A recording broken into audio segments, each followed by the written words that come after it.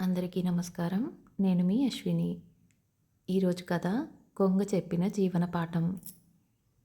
ఈ కొంగని గమనించండి. తలని ముడుచుకుని, తన శరీరంలో కలిపేసుకుని నిశ్శబ్దంగా కూర్చుంది. చూసే వాళ్ళకి ఇది ఏమీ చేయలేనట్టు కనిపిస్తుంది. ఏదో ఓడిపోయినట్టుగా లేదా భయపడుతున్నట్టుగా.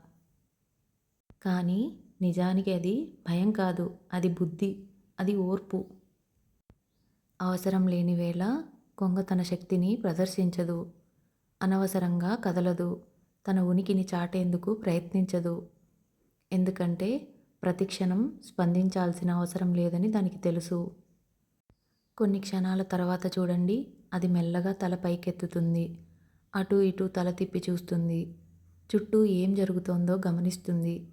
ఎక్కడ ప్రమాదం ఉందో, ఎక్కడ అవకాశం ఉందో నిశ్శబ్దంగానే అంచనా వేస్తుంది. ఇదే జీవితం.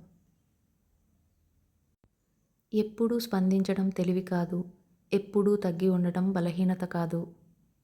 మనం కూడా కొంగలాగే అవసరం లేని వేళ తల ముడుచుకొని మనలో మనమే ఉండాలి. కానీ సమయం వచ్చినప్పుడు పరిస్థితిని గమనించి ధైర్యంగా తల పైకెత్తి మన స్థానమేంటో, మన విలువేంటో చూపించాలి. ఎందుకంటే మౌనం ఓటమి కాదు, సరైన క్షణం కోసం దాచుకున్న శక్తి.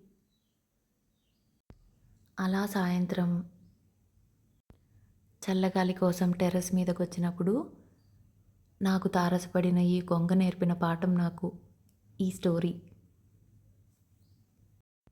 ఇవన్నీ ప్రకృతి మనకు నేర్పే జీవన పాఠాలు. మరో మంచి వీడియోతో, మరో మంచి కథతో మళ్ళీ కలుద్దాం. అంతవరకు సెలవు. నమస్కారం.